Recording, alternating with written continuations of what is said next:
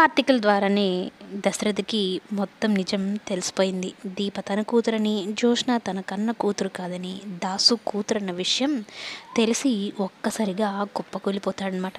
ఇదేంటి, ఈ నిజాన్నైనా నా తమ్ముడు నాకు ఇన్ని రోజులు చెప్పాలనుకుంది, ఈ నిజం కోసమైనా జ్యోత్స్న దాసుని కూడా చంపాలనుకుంది, ఇదంతా నిజమని నేను ఎలా నమ్మాలి, వీళ్ళిద్దరు నోటితో నేను చెప్పించాలి, నిజాన్ని బయట పెట్టించాలంటే నేను ఏం చేయాలి, వీళ్ళంతటి వీళ్ళు బయట పెట్టరు, వీళ్ళు మాట్లాడుకుంటున్నారు కాబట్టి నేను విన్నాను, అసలు ఏంటో మొత్తం నిజం తెలుసుకోవాలని అయితే దశరథ్ అనుకుంటాడు.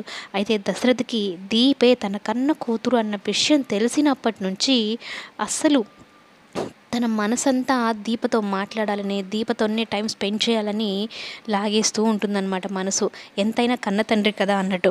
అయితే సుమిత్ర ఈ దీప విషయంలో చాలా కోపంగా ఉంటుంది కదా.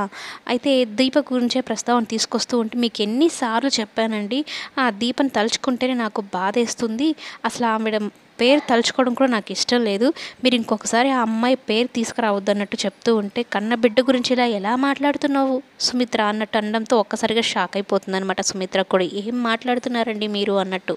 సుమిత్రకి అప్పుడే నిజం చెప్పడం అంత మంచిది కాదు, ఎందుకంటే జ్యోత్స్నని చిన్నప్పటి నుంచి పెంచింది, ఇప్పుడు నిజం నేను చెప్పినా కూడా నమ్మని సిచ్యువేషన్లో ఉంది, నువ్వు కావాలనే దీప మీద ఇష్టంతో ఇలా మాట్లాడుతున్నావు అన్నట్టు అంటూ ఉంటుందన్నమాట. అయితే కార్తీక్ని ఊరికే కదిలిస్తూ ఉంటాడు దీప గురించి ప్రస్తావన, దీప తల్లిదండ్రుల గురించి అన్నట్టు మాట్లాడుతూ ఉంటాడు అనమాట. అలాగే దాసు ఎక్కడికి వెళ్ళాడు రా, దాసు చాలా ఇంపార్టెంట్ పని ఉందిరా, దాసు ఎక్కడికున్నాడు, గతం గుర్తొచ్చిందా అన్నట్టు అడుగుతూ ఉంటాడు అనమాట.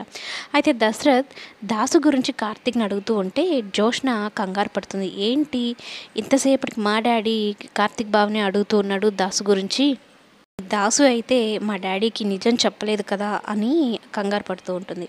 ఇలా జ్యోత్స్న కంగారు పడుతుంటుందో లేదో ఈ పారిజాతంకి కూడా ఒక షాకింగ్ న్యూస్ అయితే తెలుస్తుందన్నమాట. ఎందుకంటే దీప కార్తీక్లు మాట్లాడుకోవడం దశరథే కాదు, పారిజాతం కూడా వింటుంది.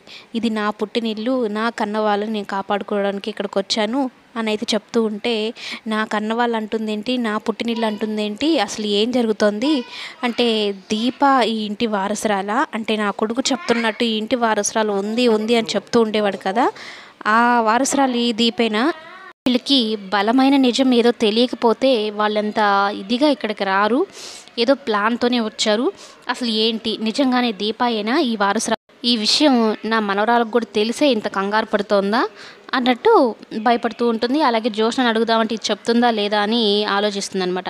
మొత్తం ఇది దాసు కనపడితే కానీ అసలు విషయాలు బయటపడవని కూడా అనుకుంటూ ఉంటుంది మరి.